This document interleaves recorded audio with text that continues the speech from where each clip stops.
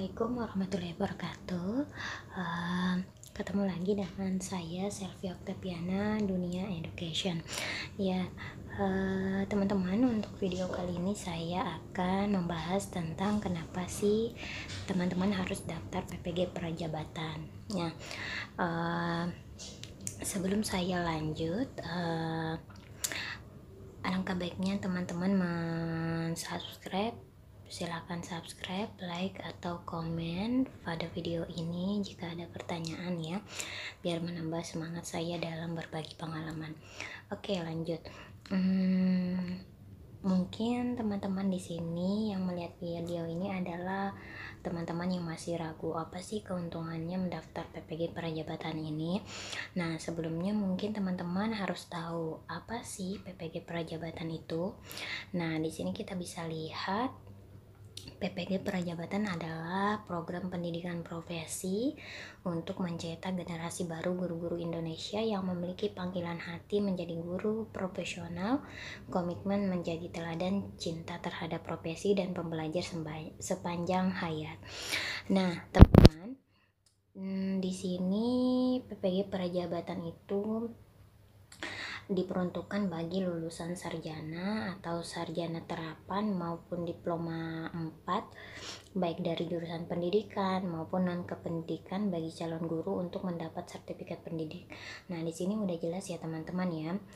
Teman-teman bisa setelah mengikuti PPG Prajabatan ini, teman-teman akan mendapatkan sertifikat pendidik ya, sertifikat pendidik ya. Sertifikat pendidik, dan juga di sini bukan hanya guru yang akan mendapatkan tetapi juga sarjana terapan. Nah, di sini sarjana terapan. Nah, kita bisa lihat nanti di sekarang banyak linearitas gitu ya. Nanti teman-teman bisa cek linearitasnya. Oke, lanjut.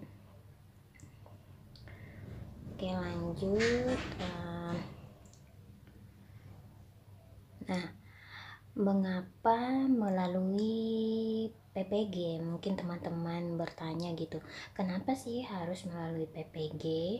Nah, ini jawabannya teman-teman. Program ini dibuat oleh Menteri Pendidikan, yaitu Pak Nadiem, bersama timnya, yaitu sebagai solusi di mana masanya banyak guru-guru di Indonesia yang akan pensiun.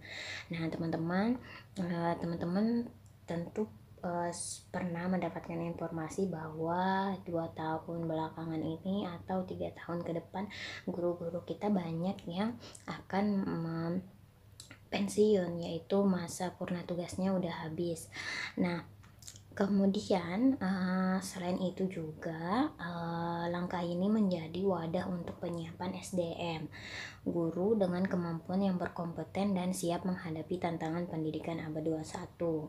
Nah, jadi itu ya alasannya teman-teman ya. Yang pertama karena guru-guru kita banyak yang akan pensiun sehingga terjadi kekosongan guru, sehingga untuk menyiapkan SDM untuk mengisi guru-guru pensiun ini diperlukan SDM yang mampu, yang berkompeten dalam bidangnya dan siap menghadapi tantangan pendidikan abad 21 seperti sekarang gitu ya. Nah, lanjut. Mengapa melalui PPG juga? Alasannya adalah dengan berkembangnya teknologi seperti sekarang, tentu perkembangan zaman juga berubah, apalagi sikap siswa-siswa, murid di sekolah juga berubah. Nah, kita sebagai guru perlu memperdalam ilmu lagi untuk menghadapi tantangan tersebut, bukan? Nah, oleh karenanya melalui PPG ini kita disebut sebagai profesi guru, yaitu profesi yang memperdalam lagi ilmunya, kemudian menyiapkan dirinya untuk menghadapi tantangan yang lebih baru lagi, gitu ya teman-teman ya. Nah ini ya, untuk program PPG Prajabatan Kemendikbud adalah program beasiswa. Jadi bagaimana teman-teman mendapatkan beasiswa PPG Prajabatan, yaitu dengan cara mendaftar melalui website resmi. Nah, website resminya yaitu kita bisa lihat di sini. ini ya, nih ppg.kemendikbud.go.id/prajabatan, atau teman-teman bisa langsung klik ke ini nanti, daftar PPG Prajabatan. Nah, di sana akan diarahkan bagaimana caranya. Tentunya untuk informasi yang lebih jelas dan lebih terkini, teman-teman bisa cek Instagram PPG gitu ya. Oke, lanjut.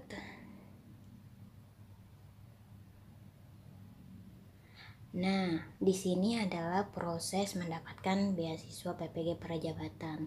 Nah, sebelumnya mungkin teman-teman bertanya, beasiswanya itu berupa apa? Jadi, jadi beasiswanya itu berupa dana pendidikan ya. Dana pendidikan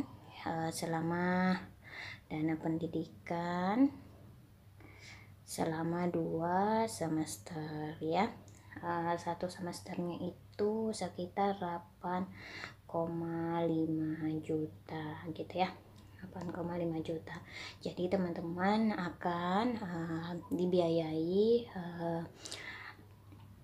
profesinya melalui program PPG ini. Nah, senilai sekitar 17 juta. Jadi per semester biaya melanjutkan profesi yaitu sekitar 8,5 juta. Jadi selama 2 semester kita ditanggung ya, gitu.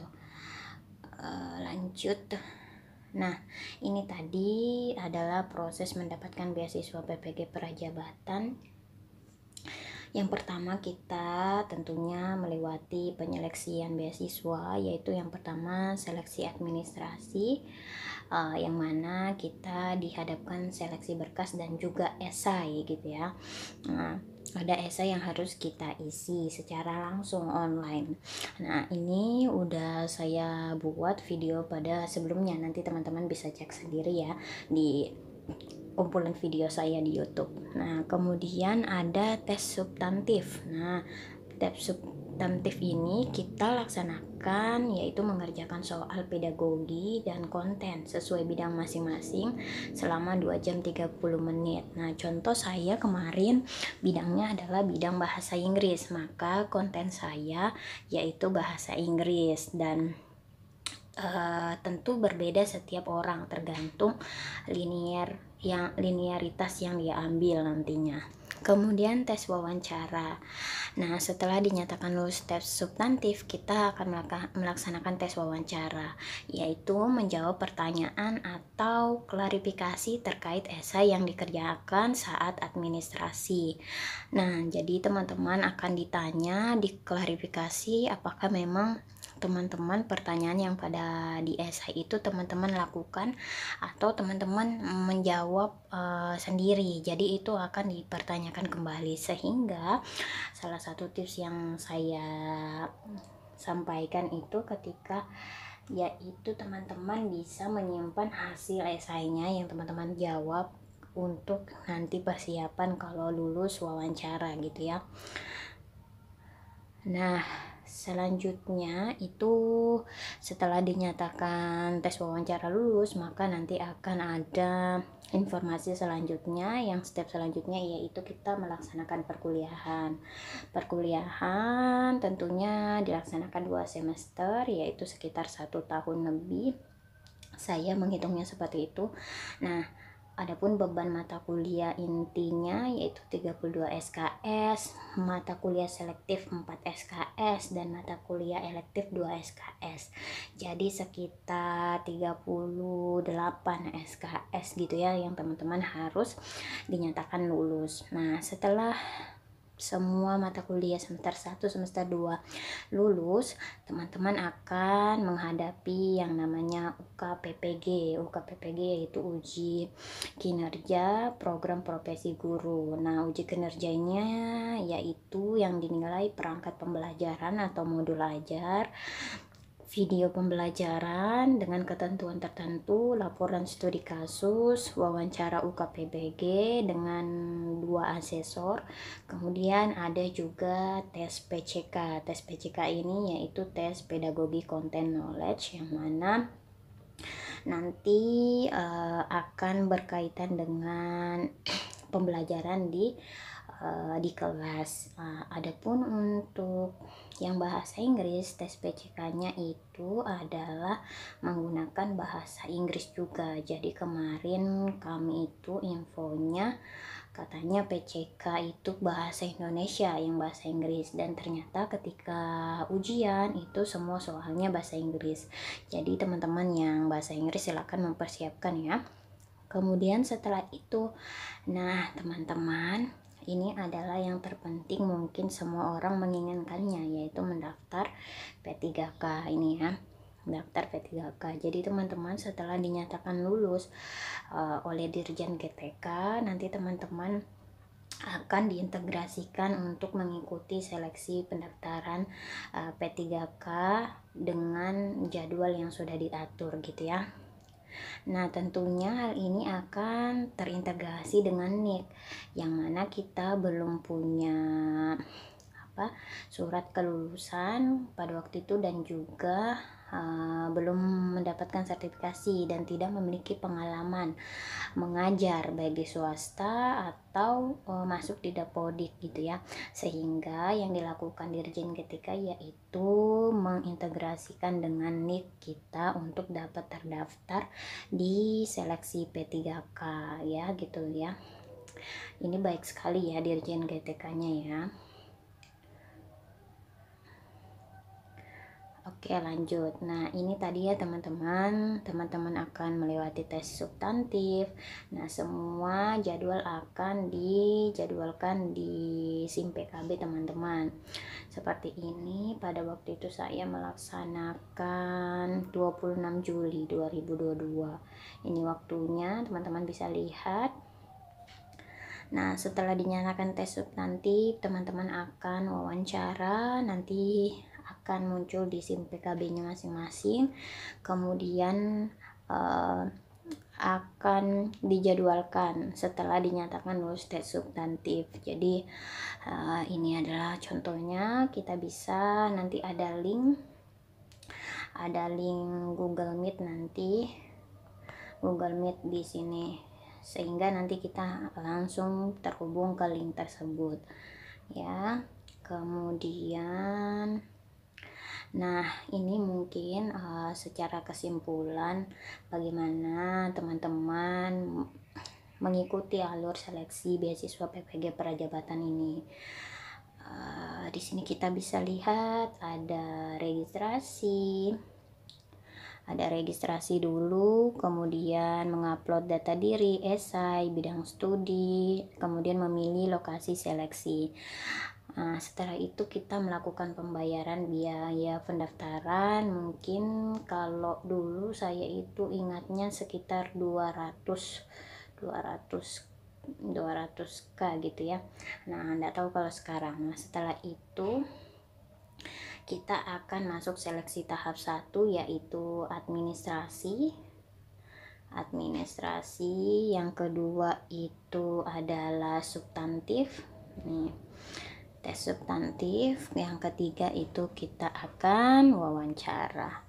Nah, setelah wawancara kita akan ditetapkan sebagai mahasiswa PPG Prajabatan dengan rangkaian kita konfirmasi kesediaan kita, karena mungkin ada yang LPTK-nya ditempatkan jauh atau tidak sesuai dengan domisili. Nanti di situ ada pilihannya, yaitu konfirmasi LPTK. Nah, setelah dinyatakan mahasiswa PPG, kita melakukan lapor diri ke LPTK di mana kita berkuliah. Setelah itu kita melakukan orientasi. Orientasinya kemarin saya di hotel gitu ya, selama 1 hari. Kemudian kita melaksanakan awal perkuliahan. Nah, di sini akan teman-teman bertemu dengan teman yang lain yang juga lulus ya gitu. Jadi teman-teman akan menemukan teman baru. Kemudian Nah, ini adalah mata kuliah yang kita pelajari selama 2 semester. Nah, tentunya mata kuliah ini akan berbeda tergantung rumpun yang kita ambil, rumpun bahasa, rumpun sosial, rumpun pendidikan. Nah, itu dan sekarang mungkin ada rumpun yang baru lagi karena banyak linearitas sekarang gitu ya. Nah, mata kuliah inti ini uh, semua teman-teman akan pelajari filosofi pendidikan, pemahaman peserta didik, prinsip ajaran, pembelajaran. Nah, ini teman-teman pelajari semua. Nah, untuk mata kuliah pilihan selektif yang di sini ini tergantung kampus. Milihnya yang mana dan tergantung jurusan kita, apakah cocok dengan kita atau tidak. Contohnya di sini literasi dasar. Nah, ini dipelajari oleh anak PGSD ya. Nah, di sini juga ada bahasa Inggris untuk SD nih. Nah, dipelajari oleh anak PGSD juga. Jadi tergantung kampusnya memilihkan mata kuliah kita di mana gitu ya. Yang wajib yang ini gitu ya. Oke, lanjut. Ini adalah yang paling penting, poin yang ingin saya sampaikan. Apa sih hubungan PPG dengan P3K? Nah, di sini mungkin teman-teman banyak yang bertanya, apa sih hubungan PPG dengan P3K? Nah, ini adalah poin penting yang ingin saya sampaikan pada video ini, yaitu selain teman-teman mendapatkan beasiswa ketika mendaftar PPG Prajabatan berupa dana pendidikan, teman-teman akan juga diintegrasikan langsung dapat mengikuti seleksi P3K jika rentan waktu memungkinkan.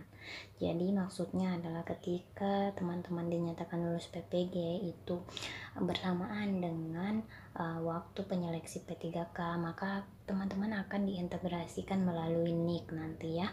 Itu keuntungannya. Nah, kemudian di sini saya tekankan mahasiswa yang sudah resmi dinyatakan lulus PPG Prajabatan melalui sebaran SK kelulusan Dirjen GTK akan diarahkan untuk mengikuti seleksi P3K sesuai jumlah formasi atau formasi bidang atau linier yang tersedia berdasarkan kebutuhan daerah masing-masing. Nah, tentunya kesempatan mengikuti seleksi P3K teman-teman sekelas itu berbeda-beda. Jadi tergantung domisili teman-teman akan membuka formasi ada atau tidak gitu ya. Nah, ini teman-teman adalah kategori prioritas P3K guru tahun 2023. Tentunya ini akan berlaku lagi ke 2024 atau mungkin 2024 nanti memiliki kebijakan baru. Jadi, di sini teman-teman bisa lihat kita masuk dalam P4, yaitu di sini P4 lulusan PPG gitu ya. Lulusan PPG kita bersaing dengan guru honorer. Nah, yang guru honorer negeri yang dapodiknya kurang 3 tahun, dan juga guru honor swasta yang terdaftar di Dapodik. Jadi itu adalah saingan kita ya ketika mengikuti seleksi P3K. Nah, adapun keuntungannya teman-teman, selanjutnya yaitu secara teknis bagaimana sih kita lulusan PPG itu mengikuti P3K. Nah, di sini saya akan gambarkan alurnya ya. Yang pertama teman-teman tentunya mengisi link ini link yang terintegrasi dengan akun SCCASN gitu ya, sesuai kebutuhan formasi yang tertera. Kemudian nanti teman-teman akan mendaftar di akun SSCASN, menginput data diri yang dibutuhkan dan juga dokumen yang diupload. Kemudian teman-teman juga nanti menghadiri yudisium. Nah, kita pertama dulu untuk langkah pertama. Nah, di sini ya langkah pertamanya teman-teman mengisi link mapping. Jadi setelah kita dinyatakan lulus, teman-teman akan diarahkan untuk mengisi link mapping. Nah, di sini data kita sudah terintegrasi gitu ya teman-teman. Seperti yang saya ucapkan dari awal, yaitu di sini datanya sudah otomatis otomatis terekam gitu. Tinggal kita memilih jabatan yang ingin kita lamar, kemudian instansi. Nah, di sini nanti ketika kita melakukan instansi maka akan muncul seperti ini. Nih, seperti ini. Nanti akan muncul seperti ini. Misalnya kita pilih guru kelas. Nah, maka guru kelas di semua kabupaten di Indonesia akan muncul di sini.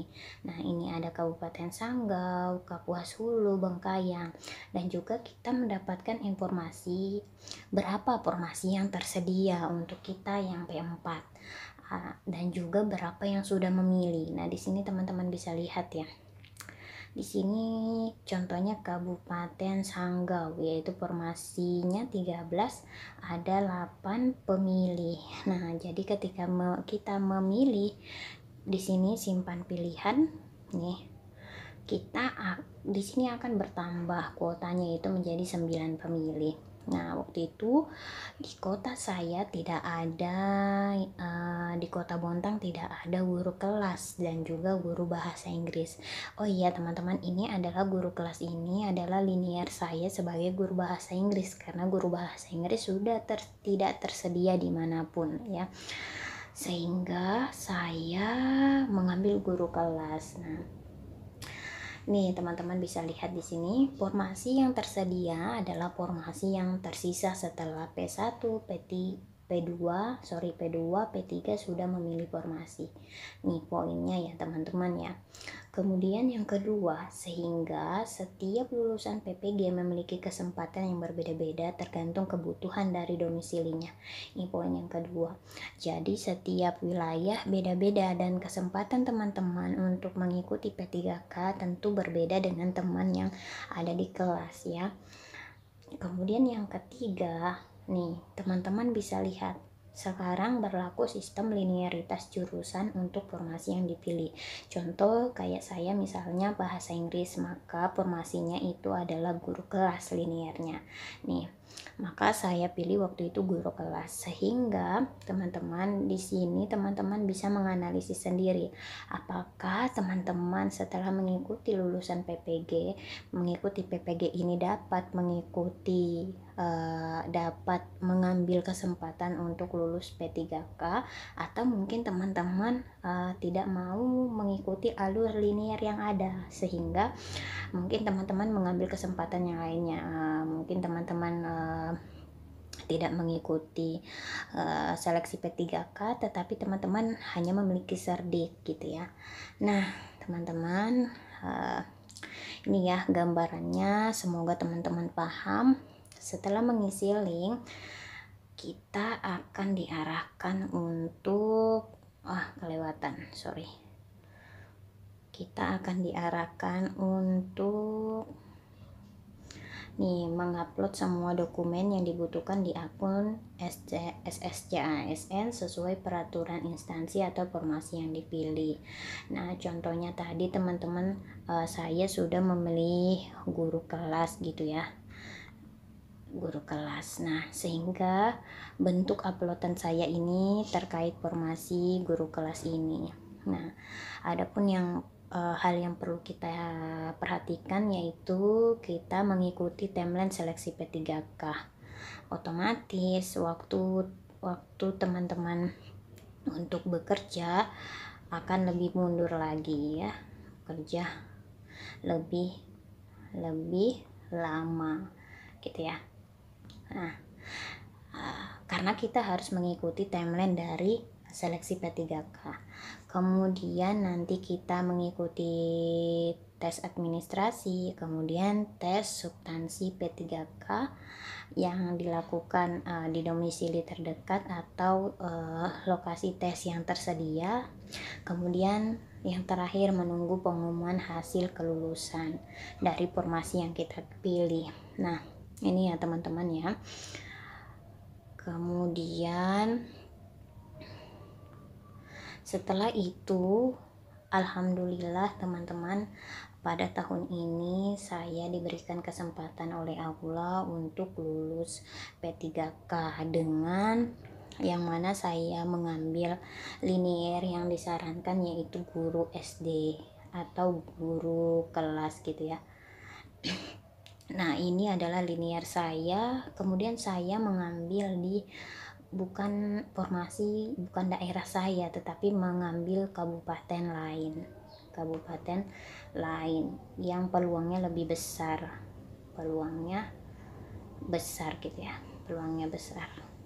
Nah, tentunya teman-teman di sini bisa juga memilih untuk kesempatan diri teman-teman, apakah teman-teman mau ikut penyeleksian P3K ini atau mungkin stop hanya menerima cerdik. Nah, banyak juga teman-teman yang lain belum memiliki kesempatan untuk lulus P3K ini karena mungkin nilainya masuk dalam nilai ambang batas, tetapi formasi yang dibutuhkan yang ia pilih itu hanya sedikit. Mungkin bisa saja formasinya di situ cuma 4, yang dibutuhkan di lulusan PPG itu urutan kelima. Nah, maka tidak diambil teman-teman ya, tidak diambil. Nah, saya ini adalah memiliki nilai, yaitu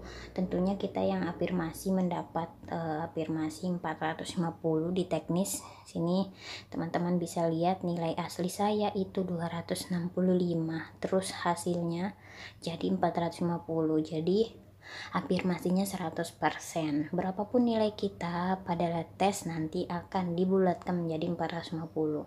Kemudian nilai tes manajerial saya ada 91, sosial saya 68, wawancara 30. Akhirnya nilai yang saya dapatkan yaitu 639. Ini adalah nilai kelulusan saya. Alhamdulillahnya saya lulus. Karena selain nilai saya yang bisa dibilang cukup tinggi, formasi yang saya pilih di kabupaten yang saya pilih itu juga membutuhkan banyak guru kelas sehingga banyak yang lulus. Adapun teman saya yang lain yang mungkin contohnya itu di Balikpapan, formasi guru bahasa Inggrisnya itu sekitar 8, guru bingnya itu 8, tapi yang ikut lebih dari 8, bahkan 36 orang, sehingga teman saya hanya masuk dalam passing grade ya. Seperti itu teman-temannya, semoga bisa dipahami. Nah, ini salah satu keuntungannya juga kita mendapat nilai 450. Nah, nih teman-teman, pengumuman hasil kelulusan berdasarkan nilai ambang batas. Nih teman-teman bisa lihat di sini bagaimana nilai saya. Di sini teman-teman bisa lihat nilai wawancara, nilai manajerial, nilai sosial kultural, nilai teknis ditambah afirmasi yaitu 450. Adapun nilai asli saya itu 265. Nah,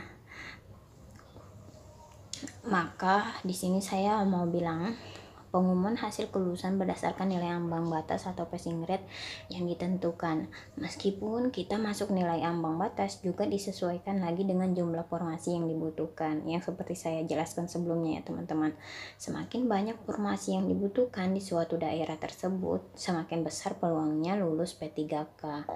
Nah, tentunya selain kita yang lulusan PPG juga ada teman-teman di luar yang memiliki sertifikasi guru lain juga mendapatkan nilai teknis 450, sehingga yang perlu kita maksimalkan yaitu nilai wawancara, nilai manajerial, nilai sosial kultural. Nah, ini 3 hal ini kita harus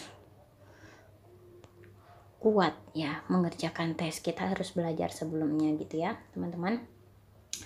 Oke, nah ini teman-teman, setelah kita mendaftar P3K atau selang menunggu pengumuman kelulusan, kita akan dijadwalkan oleh LPTK masing-masing tempat kita melakukan perkuliahan.